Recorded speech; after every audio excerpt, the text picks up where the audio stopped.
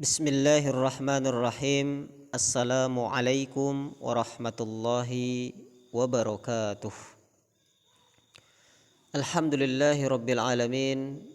Wassalatu wassalamu ala rasulillahi Muhammadin sallallahu alaihi wasallam. Bersyukur kita kepada Allah subhanahu wa ta'ala pada pembelajaran kaligrafi Al-Quran.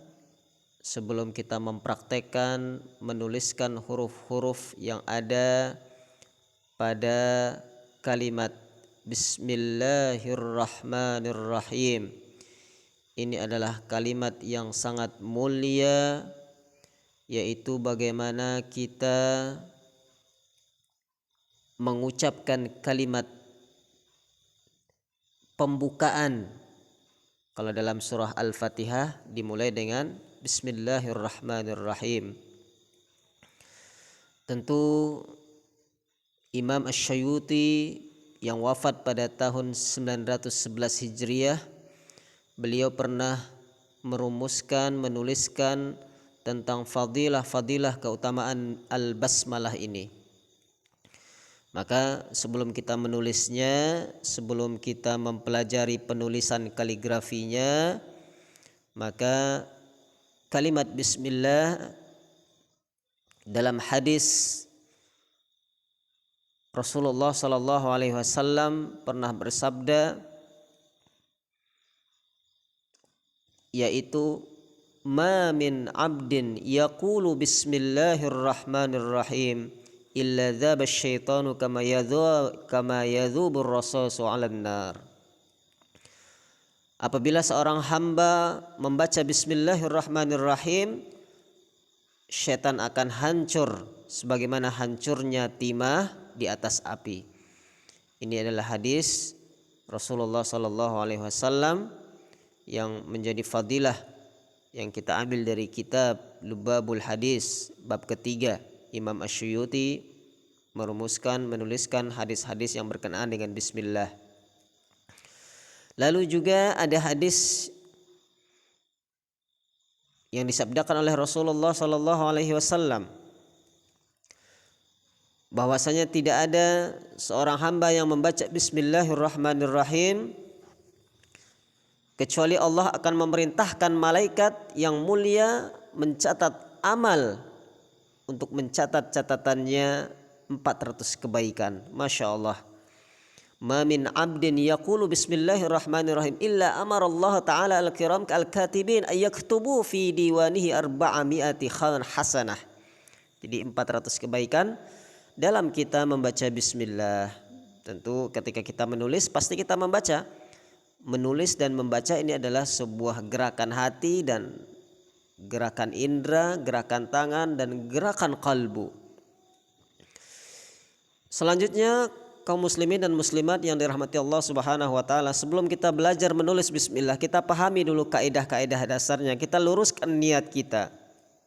Jangan sampai kita mencari pujian dari manusia, tapi yang kita cari adalah pujian dari Allah subhanahu wa ta'ala. Dalam hadis Rasulullah sallallahu alaihi wasallam, "Man qala bismillahirrahmanirrahim marratan lam yabqa min dzunubihi dzarrah."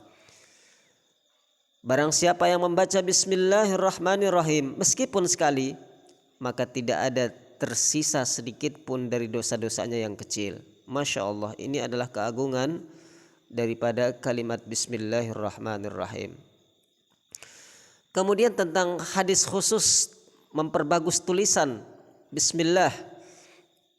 Man kataba bismillahi fajawwada ta'ziman lillahi ghufira lahu ma taqaddama min dzambihi wa ma ta'akhkhar.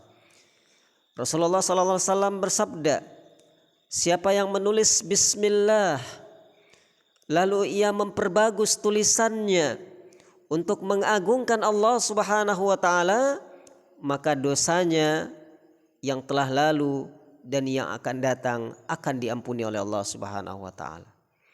Yakni dosa-dosa kecil yang pernah kita perbuat, insya Allah Allah ampuni kalau kita niat kita adalah mengagungkan Allah Subhanahu wa taala.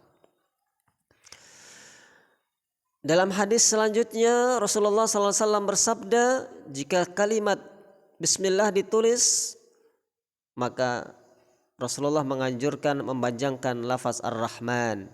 Jadi ma-nya itu panjang. Ya, Ar-Rahman. Innallaha subhanahu wa ta'ala zayyana as-samaa'a bil kawakib.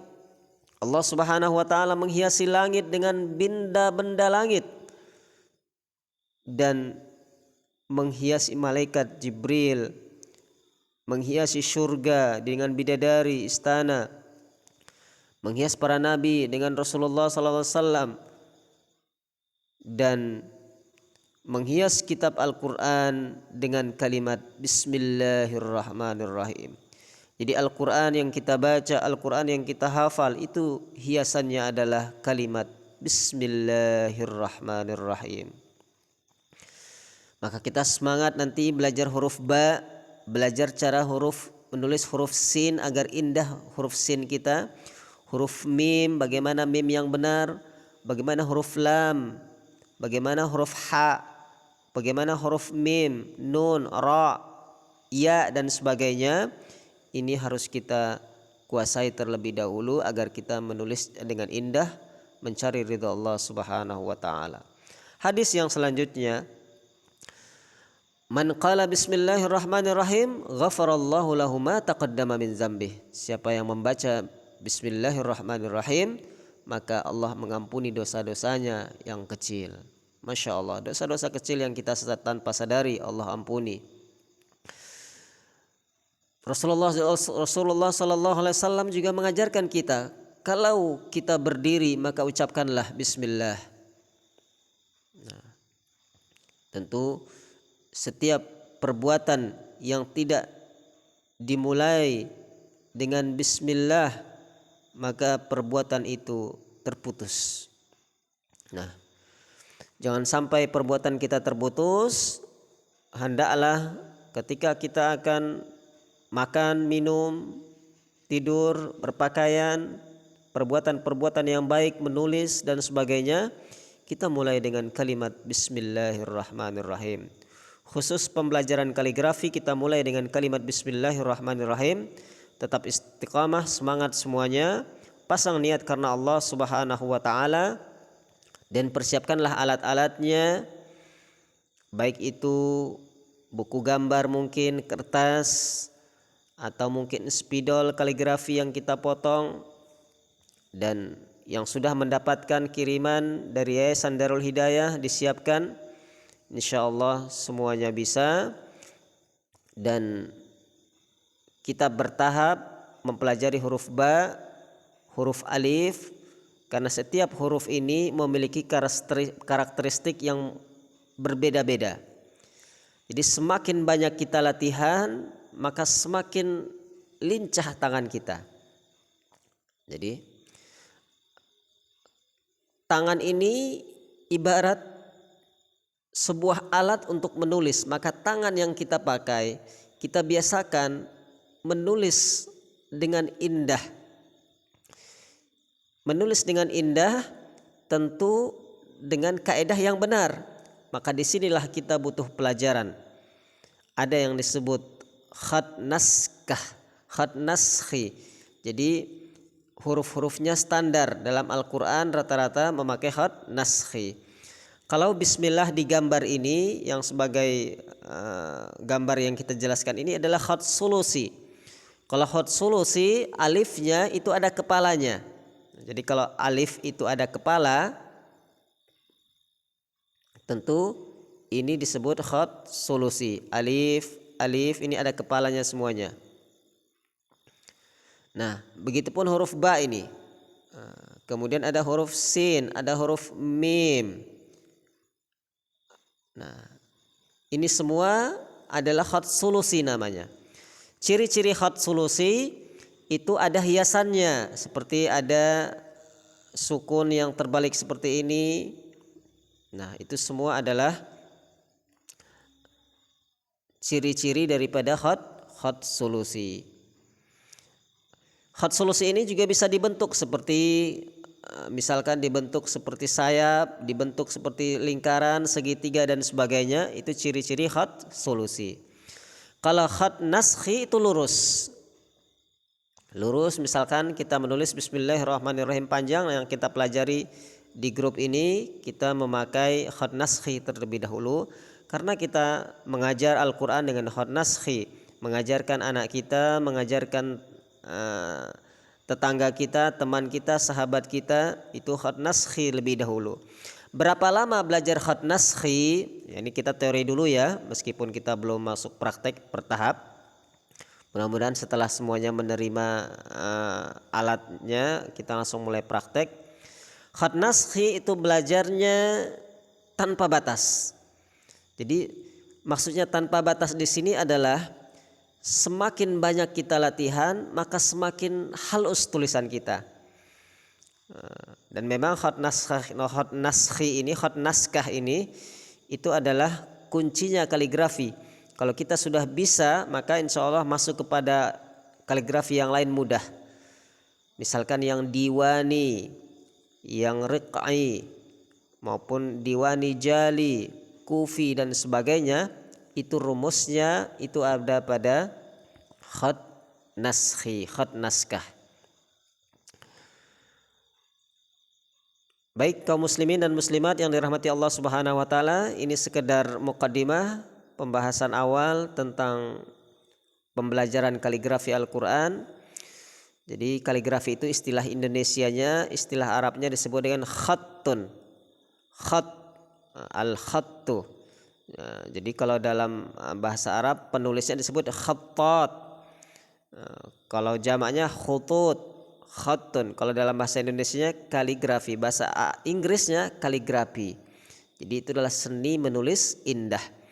Jadi kaligrafi ini adalah keindahan yang dimiliki Islam, hasanah keislaman, yang itu setelah diteliti dalam berbagai macam penelitian tentang jenis-jenis seni goresan yang terindah di dunia ini, huruf-huruf yang paling indah di dunia ini ternyata adalah huruf-huruf kaligrafi Arab. Dan ini tentu istimewa dari Allah Subhanahu wa taala. Tentu ulama-ulama yang merumuskan kaedah-kaedah ini, mereka telah meletakkan amal jariah. Karena memang pada awal-awal zaman Rasulullah SAW tidak sama halnya seperti kita. Maksudnya memang benar di zaman tersebut sudah ada penulisan huruf Arab, tapi huruf Arabnya tidak seperti yang sekarang. Sekarang ini sudah indah, sudah diperbagus oleh ulama-ulama al-khat. Di zaman Rasulullah tanpa ada fathah, tanpa ada kasrah, tanpa ada dhammah, dan memang para sahabat bisa membaca karena mereka orang Arab. Nah, ketika mengajarkan Al-Quran tentu bagaimana membaca A, I, U, maka dirumuskanlah fathah, kasrah dan sebagainya, berkembang terus sampai kita di Indonesia ini kita bisa membaca Al-Quran dengan mudah. Itu berkat daripada ulama-ulama yang merumuskan, mengajarkan tentang bagaimana membaca, menulis huruf dengan benar.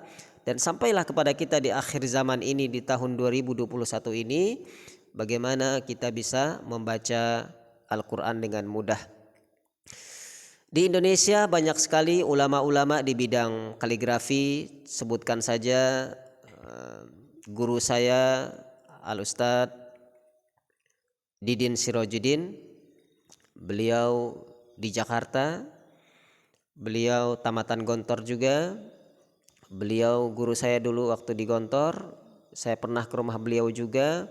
Saya pernah nginap di rumah beliau, belajar langsung dari beliau, dan alhamdulillah saya banyak belajar dari beliau. Dan Ustadz Didin Sirojudin adalah dosen di UIN Jakarta. Semoga Allah memberi keberkahan kepada ilmu beliau.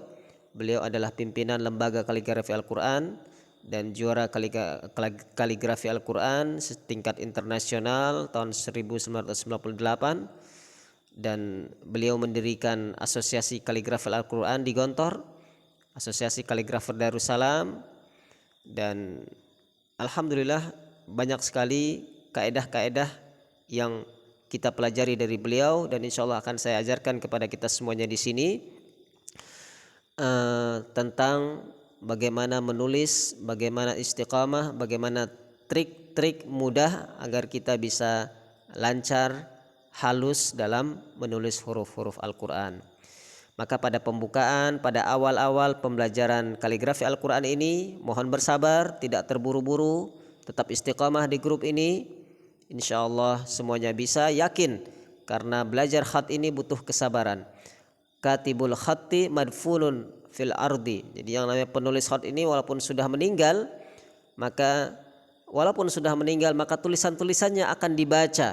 Maka ini menjadi amal jariah bagi kita semuanya yang bisa menulis, dan tulisan kita dibaca oleh anak cucu kita, dibaca oleh jamaah kita, dan itulah motivasi akhirat kita mencari ridho Allah Subhanahu wa taala, bukan agar dipuji, dibilang tulisan bagus dan sebagainya, tapi kita niatkan ikhlas mencari ridho Allah Subhanahu wa taala. Ketika niat kita di awal ini sudah benar, maka Allah akan memberikan jalan. Idza sadaqal azmu wadhahas sabil.